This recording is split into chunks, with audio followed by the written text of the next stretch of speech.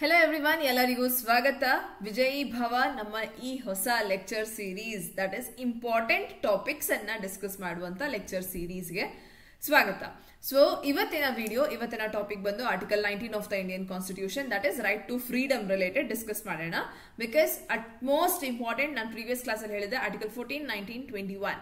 So ಈಗ ನಮ್ಮ ಆ ಒಂದು ಗೋಲ್ಡನ್ ಟ್ರಯಾಂಗಲ್ ಅಲ್ಲಿ second article is article 19 right to freedom. ಇದರಲ್ಲಿ ನಮಗೆ ಸ್ಪೆಸಿಫಿಕ್ ಆಗಿ 6 ಡಿಫರೆಂಟ್ ಟೈಪ್ಸ್ ಆಫ್ ಫ್ರೀಡಮ್ಸ್ ಇದೆ ಅಂಡ್ ಅದಕ್ಕೆ ಆದಂತ ರೆಸ್ಟ್ರಿಕ್ಷನ್ಸ್ ಇದೆ. ಅಂಡ್ ಇನ್ನೊಂದು ಇಫ್ ಯು ಆರ್ ಫೋಕಸಿಂಗ್ ನಾನು ಹೇಳ್ತಿರೋದು ಫ್ರೀಡಮ್ಗೆ ಯಾವತ್ತೂ ಸಹ ಅಬ್ಸಲ್ಯೂಟ್ ನೇಚರ್ ಅಲ್ಲಿ ಬರೋದಿಲ್ಲ. Freedom always has restrictions. ಲಿಬರ್ಟಿಗೆ ಮಾತ್ರ there is no restriction. Liberty is absolute in nature but freedom has restrictions. So ನಾವ್ ಇಲ್ಲಿ ಮಾತನಾಡ್ತಿರೋದು ಫ್ರೀಡಮ್ ಅಂಡ್ ಅದರ ರೆಸ್ಟ್ರಿಕ್ಷನ್ಸ್ ರಿಲೇಟೆಡ್. ಅಂಡ್ ಈ ವಿಡಿಯೋ ಸೀರೀಸ್ ಅಲ್ಲಿ ನಾವು ಆಲ್ರೆಡಿ ಪ್ರೀವಿಯಸ್ 3 ಲೆಕ್ಚರ್ಸ್ ಅನ್ನ ಕಂಪ್ಲೀಟ್ ಮಾಡಿದೀವಿ. ನಿಮಗೆ ಸೀರೀಸ್ ಇಷ್ಟ ಆಗ್ತಿದೆ, ಇಂಪಾರ್ಟೆಂಟ್ ಟಾಪಿಕ್ಸ್ ಎಕ್ಸಾಮಿಗೆ ಹೆಲ್ಪ್ ಆಗ್ತದೆ. ಎಕ್ಸಾಮ್ ಯಾವ್ದಾದ್ರೂ ಆಗಿರ್ಲಿ ಪ್ರತಿಯೊಂದು ಎಕ್ಸಾಮಿಗೆ ಇಂಪಾರ್ಟೆಂಟ್ ಆಗುವಂತ ಟಾಪಿಕ್ಸ್ ನ ಡಿಸ್ಕಸ್ ಮಾಡ್ತಿರೋದು. ಸೊ ಈ ಲೆಕ್ಚರ್ ಸೀರೀಸ್ ನ ಟಿಲ್ ದ ಎಂಡ್ ನೋಡಿ ಅಂಡ್ ಪ್ರತಿಯೊಂದು ಸೀರೀಸ್ ನಿಮಗೆ, ಪ್ರತಿಯೊಂದು ವಿಡಿಯೋ ನಿಮಗೆ ತುಂಬಾ ಇಂಪಾರ್ಟೆಂಟ್ ಆಗುತ್ತೆ ಎಕ್ಸಾಮ್ ಪರ್ಪಸ್ ಅಲ್ಲಿ. ಕೇವಲ ಕರ್ನಾಟಕ ಸಿವಿಲ್ ಜಜ್ ಎಕ್ಸಾಮ್ ಅಷ್ಟೇ ಅಲ್ಲ, ಫಾರ್ ಎವ್ರಿ ಎಕ್ಸಾಮ್ ಈ ಟಾಪಿಕ್, ಲಾ ಸ್ಟೂಡೆಂಟ್ ಅಂತಂದ್ರೆ ಈ ಟಾಪಿಕ್ ಗೊತ್ತಿರಲೇಬೇಕು ಅನ್ನುವಂತ ಟಾಪಿಕ್. ಸೊ ಈ ಟಾಪಿಕ್ಸ್ ಇಷ್ಟ ಆಗ್ತದೆ ಅನ್ನೋದಾದ್ರೆ ನಿಮಗೆ ಪ್ಲೀಸ್ ಚಾನೆಲ್ ನ ಸಬ್ಸ್ಕ್ರೈಬ್ ಮಾಡಿ. ನಿಮಗೆ ಏನಾದ್ರೂ ವ್ಯಾಲ್ಯೂ ಆಡ್ ಆಗ್ತದೆ, ಸ್ವಲ್ಪ ನಾಲೆಜ್ ಎಕ್ಸ್ಟ್ರಾ ಕಲಿತಿದ್ದೀರಿ ಅಂತಂದ್ರೆ ಪ್ಲೀಸ್ ವಿಡಿಯೋನ ಸಬ್ಸ್ಕ್ರೈಬ್ ಮಾಡಿ. ಹಾಗೆ ಇದೇ ರೀತಿ ಇನ್ನಷ್ಟು ನೀವು ಯಾವ್ದೆಲ್ಲ ಟಾಪಿಕ್ಸ್ ಬಗ್ಗೆ ಕಲಿಬೇಕು, ತಿಳ್ಕೋಬೇಕು ಅಂತ ಇದ್ದೀರಿ ಆಫ್ ಎನಿ ಆಕ್ಟ್, ನೀವು ಕಮೆಂಟ್ ಸೆಕ್ಷನ್ ಅಲ್ಲಿ ತಿಳಿಸಬಹುದು. ವಿಡಿಯೋಸ್ ಇಷ್ಟ ಆಗ್ತದೆ ಪ್ಲೀಸ್ ಲೈಕ್ ಮಾಡಿ ಅಂಡ್ ನಿಮ್ಮ ಫ್ರೆಂಡ್ಸ್ ಜೊತೆಗೂ ಸಹ ಶೇರ್ ಮಾಡಿ. So let's start with the video and before that Swati Law Academy ಕಡೆಯಿಂದ ಕರ್ನಾಟಕ ಸಿವಿಲ್ ಜಡ್ಜ್ ಎಕ್ಸಾಮ್ ಈಗ ಏನ್ ನೋಟಿಫೈ ಆಗಿದೆ, ದಟ್ ಇಸ್ ನಮ್ಮ 11th of October ಅಲ್ಲಿ ಎಕ್ಸಾಮ್ ನಡೀತಿದೆ. ಈ ಎಕ್ಸಾಮ್ ರಿಲೇಟೆಡ್ ನಾವು ಪ್ರಿಲಿಮ್ಸ್ ಬ್ಯಾಚ್ ಕಾಂಪ್ರಿಹೆನ್ಸಿವ್ಲಿ ಕವರ್ ಮಾಡಿದೀವಿ ಅಂಡ್ ಇದರ ರೆಕಾರ್ಡೆಡ್ ಸೆಕ್ಷನ್ಸ್ ಅನ್ನ ನೀವು ಅವೈಲ್ ಮಾಡ್ಕೋಬಹುದು. So recorded sections plus test series at a very nominal price ನಿಮಗೆ ಅವೈಲೇಬಲ್ ಇದೆ. ಹಾಗೆ ನಾವು ರ್ಯಾಪಿಡ್ ರಿವಿಷನ್ ಬ್ಯಾಚ್ 30 days ನ ಒಂದು ರಿವಿಷನ್ ಏನ್ ನಡೆಸಿದೀವಿ, ಅದರದ್ದು ಸಹ ನೀವು ವಿಡಿಯೋಸ್, ರೆಕಾರ್ಡೆಡ್ ಸೆಷನ್ಸ್ ಅನ್ನ ಆಕ್ಸೆಸ್ ಮಾಡ್ಕೋಬಹುದು. ಸೊ ಯಾವುದೇ ಒಂದು ಎಕ್ಸಾಮ್ ಅಂತ ಅಂದಾಗ ನಿಮಗೆ material etcetera, classes, guidance important. So Swati law ಅಕಾಡೆಮಿಗೆ ನೀವು ಈ ಗೈಡೆನ್ಸಿಗೆ, ಕ್ಲಾಸಸ್ಸಿಗೆ ಅಪ್ರೋಚ್ ಮಾಡಬಹುದು. 9650849915 ಈ ನಂಬರಿಗೆ ಕಾಲ್ ಮಾಡಿ ನೀವು ಬೇಕಿದ್ರೆ ನಿಮ್ಮನ್ನ ಎನ್ರೋಲ್ ಮಾಡ್ಕೋಬಹುದು. ಅಥವಾ ಸ್ವಾತಿ ಲಾ ಅಕಾಡೆಮಿ ಅಪ್ಲಿಕೇಶನ್ ನಿಮಗೆ ಅವೈಲೇಬಲ್ ಇದೆ, ಅಪ್ಲಿಕೇಶನ್ ಸಹ ಇನ್ಸ್ಟಾಲ್ ಮಾಡ್ಕೋಬಹುದು ಅಂಡ್ ಅದರಲ್ಲಿನೂ ಕ್ಲಾಸಸ್ಗೆ ಎನ್ರೋಲ್ ಆಗಬಹುದು. ಅಥವಾ swatilaw.com ಸಹ ನೀವು ವಿಸಿಟ್ ಮಾಡಿ ಎನ್ರೋಲ್ಮೆಂಟ್ ಅನ್ನ ತಗೊಳ್ಬಹುದು, ಕ್ಲಾಸಸ್ಗೆ ಎನ್ರೋಲ್ ಆಗಬಹುದು. ಸೊ ಇದು ನಮ್ಮ ಪ್ರಿಲಿಮ್ಸ್ ಬ್ಯಾಚ್ ನ details. And now to start with video, right to freedom. So ಇದರಲ್ಲಿ ನಮಗೆ ಮುಂಚೆ 7 ಫಂಡಮೆಂಟಲ್ ಫ್ರೀಡಮ್ಸ್ ಇತ್ತು. That is right to property ಕೂಡ ಸಹ it was a fundamental freedom.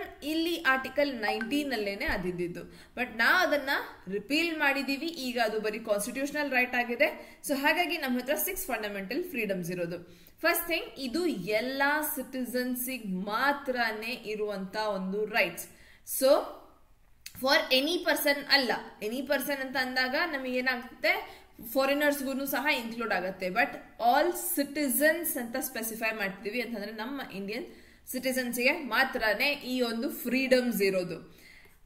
ಏನೆಲ್ಲ ಫ್ರೀಡಮ್ ಅಂಡ್ ಇಲ್ಲಿ ಹೆಡ್ಡಿಂಗ್ ಅಲ್ಲಿ ಏನಿಲ್ಲ, protection of certain rights regarding freedom of speech ಅಷ್ಟೇ ಇರೋದು. ಬಟ್ ಎಕ್ಸೆಟ್ರಾ, ಈ ಎಕ್ಸೆಟ್ರಾ ಅಲ್ಲಿ ತುಂಬಾ ವಿಷಯ ಇದೆ. First thing, freedom of speech and expression ಎರಡು ಬೇರೆ ವಿಷಯ.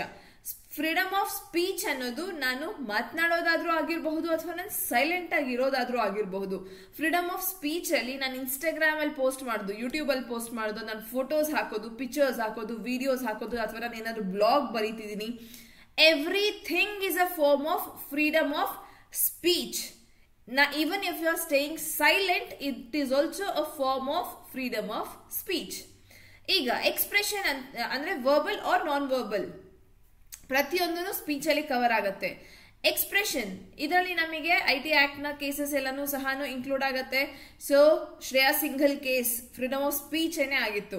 ನೆಕ್ಸ್ಟ್ ಎಕ್ಸ್ಪ್ರೆಷನ್ ಅಂತ ಅಂದಾಗ ಫಾರ್ ಎಕ್ಸಾಂಪಲ್, ಇವಾಗ ನಾವೇನು ನವತೇಜ್ ಸಿಂಗ್ ಜೋಹರ್ ಜಜ್ಮೆಂಟ್ ಬಗ್ಗೆ ಡಿಸ್ಕಸ್ ಮಾಡ್ತೀವಿ, ನಾಲ್ಸಾ ಜಜ್ಮೆಂಟ್ ಡಿಸ್ಕಸ್ ಮಾಡ್ತೀವಿ. It is a form of expression. Having a gay ಅಥವಾ lesbian relationship, my partner is a gay, ಅಥವಾ I like so and so person, I like wearing this dress, ನಾ ಈ ತರ ಇರೋದಿಷ್ಟ, ನನಗೆ ಈ ತರ ಬಟ್ಟೆ ಹಾಕೋದಿಷ್ಟ, ಈ ವ್ಯಕ್ತಿ ನನಗಿಷ್ಟ, ಇದು ಎಲ್ಲ ನನ್ನ ಫಾರ್ಮ್ ಆಫ್ ಎಕ್ಸ್ಪ್ರೆಷನ್. ಸೊ ಈ ರೀತಿ ಎಕ್ಸ್ಪ್ರೆಷನ್ ನ ಬಗ್ಗೆ ನಾವು ನವತೇಜ್ ಸಿಂಗ್ ಜೋಹರ್ ಅದರಲ್ಲಿ ಏನು ಗೇ ರಿಲೇಶನ್ಶಿಪ್ ಅಥವಾ ಪಾರ್ಟ್ನರ್ ಇವರನ್ನ ನಾನು ಚೂಸ್ ಮಾಡ್ತಿದ್ದೀನಿ ಅಂತ ಹೇಳೋದು, it is a form of their expression and ಅದಕ್ಕೆ ಫ್ರೀಡಮ್ ಇದೆ. ಬಟ್ ಆಲ್ವೇಸ್ ರಿಮೆಂಬರ್, ಎಲ್ಲ ಫ್ರೀಡಮ್ಸಿಗೂ ಸಹ ರೆಸ್ಟ್ರಿಕ್ಷನ್ಸ್ ಇದೆ. ನಾವು ಡಿಸ್ಕಸ್ ಮಾಡೋಣ. 19 clause 1ಗೆ ರೈಟ್ಸ್ ಅನ್ನ ಕೊಟ್ಟಿರೋದು, ದಟ್ ಇಸ್ ಫ್ರೀಡಮ್ಸ್ ಅನ್ನ ಕೊಟ್ಟಿರೋದು. 19 clause 2 ಇಂದ 19 clause 6 ತನಕ ರೆಸ್ಟ್ರಿಕ್ಷನ್ಸ್ ಇದೆ. Right to freedom of speech and expression ಗೆ ರೆಸ್ಟ್ರಿಕ್ಷನ್ 19 clause 2 ಅಲ್ಲಿ ಕೊಟ್ಟಿದ್ದೀವಿ. ಕ್ಲಿಯರ್? ಸೊ ಅಂಡ್ ಇದೇ ಆರ್ಡರ್ ಅಲ್ಲೇ ನೆನ್ಪಿಟ್ಕೊಳ್ಳಿ. ಯಾವುದೇ ಮೇನ್ಸ್ ಎಕ್ಸಾಮಿಗೆ ಕೇಳುವಂತ ಪ್ರಶ್ನೆನೆ ಅದರ ಒಂದು ಎಕ್ಸಾಮ್ ಅಂತ ಬಂದಾಗ ಆರ್ಡರ್ ಅಗೇನ್ ಮ್ಯಾಟರ್ ಆಗುತ್ತೆ. ಸೊ 19(1)A ಅಲ್ಲಿ freedom of speech and expression, 19 clause 2 ಅಲ್ಲಿ ರೆಸ್ಟ್ರಿಕ್ಷನ್ ಬರುತ್ತೆ. Next B is what? Assemble peacefully without arms. So ಯಾವುದೇ ಒಬ್ಬ ವ್ಯಕ್ತಿ ಪೀಸ್ಫುಲ್, ಅನ್ಲಾಫುಲ್ ಅಸೆಂಬ್ಲಿ 5 ಜನಕ್ಕಿಂತ ಜಾಸ್ತಿ ವಿತ್ ಆರ್ಮ್ಸ್ ನೀವು ಎಲ್ಲಾದ್ರೂ ಏನು ಗ್ಯಾದರ್ ಆಗ್ತೀರಿ ಅಂತ ಅಂದ್ರೆ ಅದು ಅನ್ಲಾಫುಲ್ ಅಸೆಂಬ್ಲಿ ಆಗುತ್ತೆ, which is a punishable offence. But ಇಲ್ಲಿ ಪೀಸ್ಫುಲ್ ಅಸೆಂಬ್ಲಿ, ಒಂದು ಬರ್ತ್ಡೇ ಪಾರ್ಟಿ, ಮದುವೆ ಸಮಾರಂಭ ಅಥವಾ ಪ್ರೊಸೆಷನ್, ದೇವಸ್ಥಾನ ಎಕ್ಸೆಟ್ರಾ, ಇದೆಲ್ಲ ಪೀಸ್ಫುಲ್ ಅಸೆಂಬ್ಲಿ, ಇಲ್ಲಿ ಆರ್ಮ್ಸ್ ಕ್ಯಾರಿ ಮಾಡ್ತಿಲ್ಲ. Next form association or unions. So ನಮಗೆ ಈಗ ಒಂದು ಲೈಕ್ ಮೈಂಡ್ ಸೆಟ್ ಅಂತ ಅಂದಾಗ ನಾವೊಂದು ಅಸೋಸಿಯೇಷನ್ ಫಾರ್ಮ್ ಮಾಡ್ಕೊಳ್ತೀವಿ.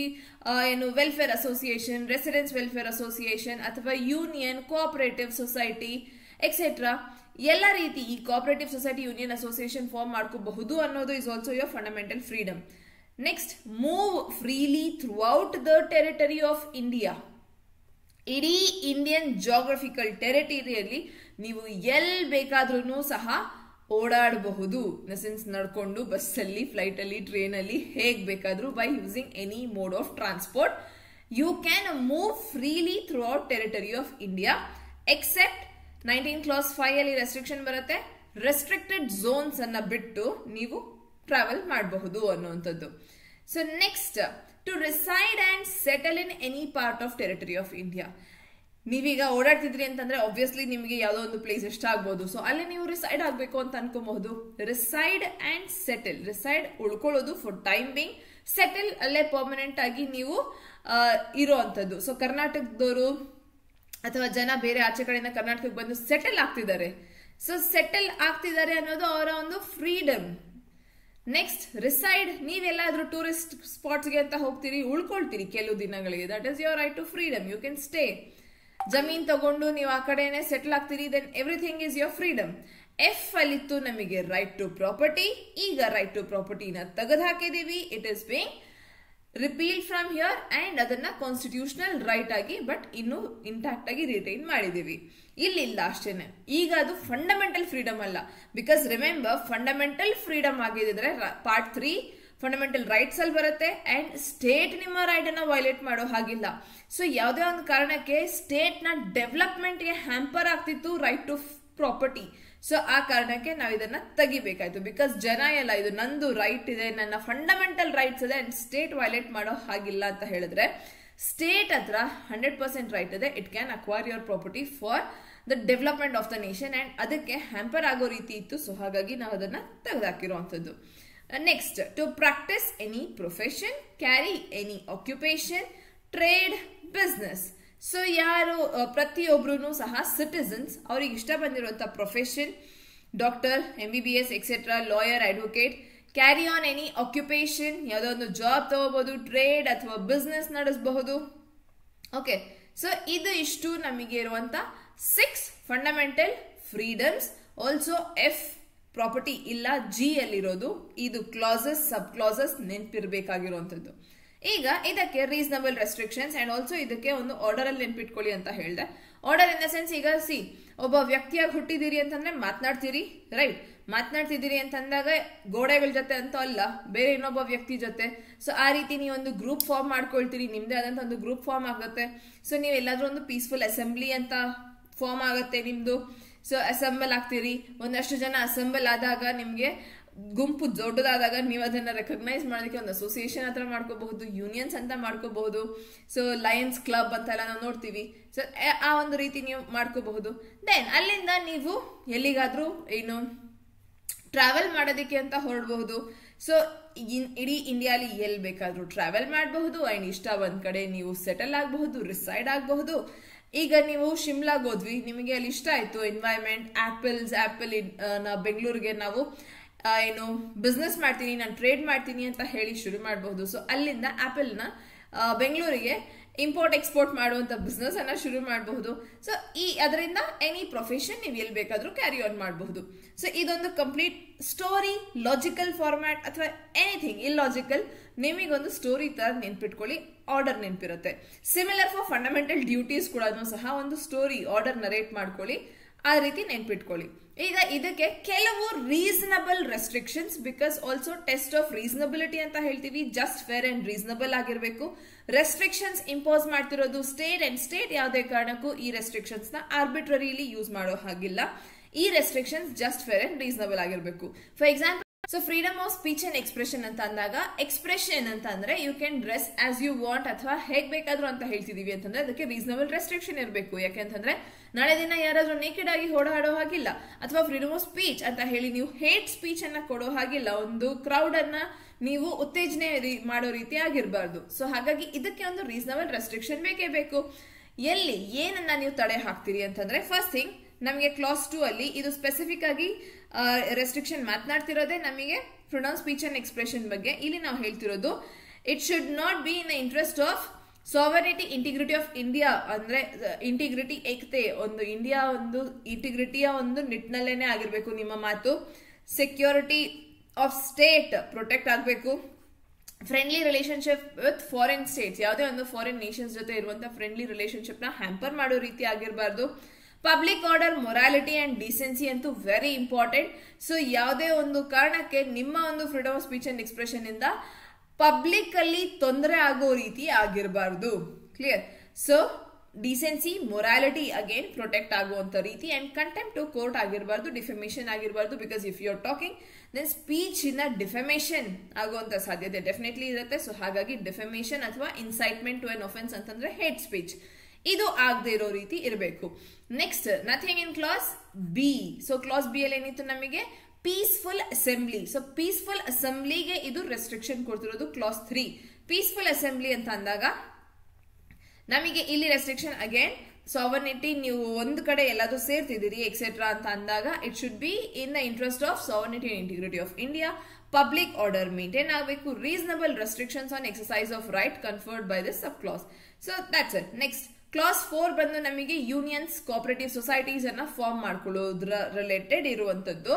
ಅಗೇನ್ ನಿಮ್ಮ ಒಂದು ನೀವು ಯೂನಿಯನ್ ಮಾಡ್ಕೊಳ್ತೀರಿ ಅಂತ ಹೇಳಿ ಒಂದು ಕಳ್ತನ ಮಾಡೋದಕ್ಕೆ ಗುಂಪು ಕಟ್ಕೊಳ್ಳೋದು ನಮಗೆ ಲೀಗಲ್ ಆಗೋದಿಲ್ಲ, ಅದು ನನ್ನ ಅಧಿಕಾರ ಅಂತ ಹೇಳಕ್ ಬರೋದಿಲ್ಲ. ಡಕೈತಿ ಗ್ಯಾಂಗ್ಗೆ ಸೇರ್ಕೊಳ್ಳೋದು ಅಧಿಕಾರ ಅಂತ ಬರೋದಿಲ್ಲ. Clear? So it should be public order, morality related ಏನೆ first. Next, reasonable restriction and exercise of right conferred ಅನ್ನೋದೇ ಆ ಒಂದು ರೈಟ್ ಏನಿದೆ ಅದನ್ನ ರೀಸನಬಲಿನೇ ನೀವು ಎಕ್ಸರ್ಸೈಸ್ ಮಾಡೋದಕ್ಕಾಗತ್ತೆ. ನೆಕ್ಸ್ಟ್ ನಾವು free to move anywhere in India and reside and settle in any part of India, ಅದರ ರಿಲೇಟೆಡ್ ಇದು ಇಂಪಾರ್ಟೆಂಟ್. ಬಿಕಾಸ್ ಇಲ್ಲಿ ಏನ್ ಹೇಳ್ತಿದೀವಿ that in the interest of general public, ನೀವು ಓಡಾಡ್ತಿದ್ದೀರಿ, ನಾ ಎಲ್ ಬೇಕಾದ್ರೂ ಓಡಾಡ್ತೀನಿ ಅಂತಂದ್ರೆ ಜನರಲ್ ಪಬ್ಲಿಕ್ ನ ಇಂಟ್ರೆಸ್ಟ್ ಅಲ್ಲಿನೂ ಸಹ ಆಗಿರಬೇಕು. And for the protection of interest of scheduled tribe. Scheduled tribe specific ಆಗಿ ಟ್ರೈಬಲ್ ಝೋನ್ಸ್ ಅನ್ನ ನಾವು ರೆಸ್ಟ್ರಿಕ್ಟೆಡ್ ಏರಿಯಾಸ್ ಅಂತ ಎಲ್ಲ ಎಲ್ಲಿ ಡಿಮಾರ್ಕೇಟ್ ಮಾಡಿದೀವಿ, ದಟ್ ಇಸ್ ನಾಗಾಲ್ಯಾಂಡ್ ಅಥವಾ ನಾವು ಅಂಡಮಾನ್ ಅಂಡ್ ನಿಕೋಬಾರ್ ಐಲ್ಯಾಂಡ್ಸ್ ಈ ಕಡೆ ಹೋದ್ರೆ ಕೆಲವು ರೆಸ್ಟ್ರಿಕ್ಟೆಡ್ ಝೋನ್ಸ್ ಇದೆ. ಸೊ ನಾವು ಅಲ್ಲಿಗೆ ಹೋಗೋದು ನನ್ನ ಅಧಿಕಾರ ಅಂತ ಹೇಳಕ್ ಆಗೋದಿಲ್ಲ. ಬಿಕಾಸ್ ಅಲ್ಲಿನ ಟ್ರೈಬಲ್ ಪಾಪ್ಯುಲೇಷನ್ ಅವರನ್ನ ಪ್ರೊಟೆಕ್ಟ್ ಮಾಡೋದಕ್ಕೆ ಅಂತಾನೆ ರೆಸ್ಟ್ರಿಕ್ಟೆಡ್ ಝೋನ್ ಮಾಡಿರೋದು. ಸೊ ಆ ಒಂದು ನಿಟ್ಟಿನಲ್ಲಿ next, to carry on profession or trade, that is clause G. ಅದಕ್ಕಿರುವಂತ ರೆಸ್ಟ್ರಿಕ್ಷನ್ ಅಂತ ಅಂದ್ರೆ you cannot carry on trade ಅಂತ ಅನ್ನೋದು it should be in the interest of general public. So general public ನ ಇಂಟ್ರೆಸ್ಟ್ ಅಂತಂದ್ರೆ ಇಲ್ಲೀಗಲ್ ಐಟಮ್ಸ್ ನ ನಾವು ನನಗೆ ಫ್ರೀಡಮ್ ಇದೆ ಅಂತ ಹೇಳ್ಬಿಟ್ಟು ನಾಳೆ ದಿನ ಡ್ರಗ್ಸ್ ಅಥವಾ ಇಲ್ಲಿಗಲಿ ವೆಪನ್ ಸೇಲ್ ಮಾಡೋದು ಎಕ್ಸೆಟ್ರಾ ಅಂತ ಮಾಡೋ ಹಾಗಿಲ್ಲ. ಸೊ ಜನರಲ್ ಪಬ್ಲಿಕ್ ನ ಇಂಟ್ರೆಸ್ಟ್ ಅಲ್ಲಿ with all the reasonable restrictions ಅನ್ನ ಇಂಪೋಸ್ ಮಾಡ್ತಾ ನಿಮಗೆ ಎಕ್ಸಸೈಸ್ ಮಾಡ್ಬೋದಾಗಿರುವಂಥದ್ದು. ಅಂಡ್ ಆಲ್ಸೋ ನನಗೆ ಟ್ರೇಡ್ ಮಾಡುವಂತ ರೈಟ್ ಇದೆ ಅಂತಂದ್ರೆ ಇಟ್ ಡಸಂಟ್ ಮೀನ್ ದಟ್ ನಾನು ಸ್ಟೇಟ್ ಜೊತೆಗೇನೆ ಟ್ರೇಡ್ ಮಾಡ್ತೀನಿ ಅಂತ ಹೇಳೋದು ನಿಮಗೆ ರೈಟ್ ಅಲ್ಲ. ಆಲ್ಸೋ ಸ್ಟೇಟ್ ಯಾವುದೇ ಒಂದು ಆಸ್ಪೆಕ್ಟ್ ಅಲ್ಲಿ ಮೊನೊಪೊಲಿ ಕ್ರಿಯೇಟ್ ಮಾಡಿದೆ. ಈಗ ವೆಪನ್ಸ್ ನಮಗೆ ಸ್ಟೇಟೇನೆ ಸೇಲ್ ಮಾಡುವಂಥದ್ದು, ಅದು ನಾರ್ಮಲಿ ತರಕಾರಿ ಅಂಗಡಿ ತರ ಎಲ್ಲ ಕಡೆ ಸಿಗೋದಿಲ್ಲ. ಗನ್ಸ್ ಲೈಸೆನ್ಸ್ ಕೊಟ್ಟು ಒಂದು ಸ್ಟೇಟ್ ರನ್ ಇದರಲ್ಲೇನೆ ನಡಿಬೇಕು. ಸೊ ಅವರ ಮೊನೊಪೊಲಿ ಅಂತ ಅಂದಾಗ ಅದೇನೆ ನಡೆಸಬೇಕು. ನಾನು ಅದನ್ನ ಮಾಡ್ತೀನಿ, ಸ್ಟೇಟ್ ನನ್ನ ರೈಟ್ಸ್ ನ ಹ್ಯಾಂಪರ್ ಮಾಡುತ್ತೆ ಅಂತಂದ್ರೆ ಆಗೋದಿಲ್ಲ. That is again given. Next, ನಿಮ್ಮ ಒಂದು ಪ್ರಾಕ್ಟೀಸ್ ಮಾಡ್ತಿರುವಂತಹ profession etcetera it should not be illegal ಅಥವಾ ಅನ್ಲಾಫುಲ್ ಆಗಿರುವಂತ ಒಂದು ಆಗಿರಬಾರ್ದು. ಅಂಡ್ ಇದರಲ್ಲಿ ನಮಗೆ ಏನು ಎಲ್ಲರಿಗೂ ಇರುವಂತಹ rights it should be completely ಏನು ಕಾಂಪಿಟೇಷನ್ ಅನ್ನೋದೇನಿದೆ ಅದೊಂದು ಹೆಲ್ದಿ ಕಾಂಪಿಟೇಷನ್ ರೀತಿ ಆಗಿರಬೇಕು. So that's it. ಇದು ಇಷ್ಟು ನಮಗೆ ರೆಸ್ಟ್ರಿಕ್ಷನ್ಸ್ ಆಗಿರುತ್ತೆ for your article 19. And article 19 ನಿಮಗೆ ಈ ಗೋಲ್ಡನ್ ಟ್ರಯಾಂಗಲ್ 14, 19, 21 ನಲ್ಲಿ ತುಂಬಾ ಸತಿ ನೀವು ನೋಡಿರುವಂತದ್ದು. So this is about your right to freedom and ಈ 6 ರೈಟ್ಸ್ ಪ್ಲಸ್ ಅದರ ರೆಸ್ಟ್ರಿಕ್ಷನ್ಸ್ ಅನ್ನ ವಿತ್ ಸಬ್ ಕ್ಲಾಸಸ್ ಸೆಕ್ಷನ್ಸ್ ನೆನ್ಪಿಟ್ಕೊಂಡು ಎಕ್ಸಾಮಿಗೆ ಅದೇ ರೀತಿನೇ ಬರಿಬೇಕಾಗತ್ತೆ. Okay, so this is also 19 clause 5. ಇದು ಎರಡೂ ನಾವು ಕಾಂಪ್ಲಿಮೆಂಟರಿ ಆಗಿ ನೋಡ್ತೀವಿ. And this is 19 clause 6. So that's it for today's video. ನಿಮಗೆ ಅರ್ಥ ಆಗಿದೆ ಪ್ರತಿಯೊಂದು ಕಾನ್ಸೆಪ್ಟ್ ಅಂತ ಅಂದ್ರೆ please like the video and ಹಾಗೆ ಶೇರ್ ಮಾಡಿ. ಪ್ಲಸ್ ನಿಮಗೆ ಈ ವಿಡಿಯೋ ಲೆಕ್ಚರ್ ಸೀರೀಸ್ ಅಲ್ಲಿ exam related to the point ನಾವು ಡಿಸ್ಕಸ್ ಮಾಡ್ತಿರೋದು ಅಂಡ್ ಈ to the point topics helpful ಅಂತ ಅನಿಸ್ತಿದೆ ಅಂತಂದ್ರೆ ಪ್ಲೀಸ್ ಚಾನೆಲ್ನ ಸಬ್ಸ್ಕ್ರೈಬ್ ಮಾಡ್ಕೊಳ್ಳಿ. So thank you for watching till the end and next ವಿಡಿಯೋಲಿ ಸಿಗೋಣ. Thank you.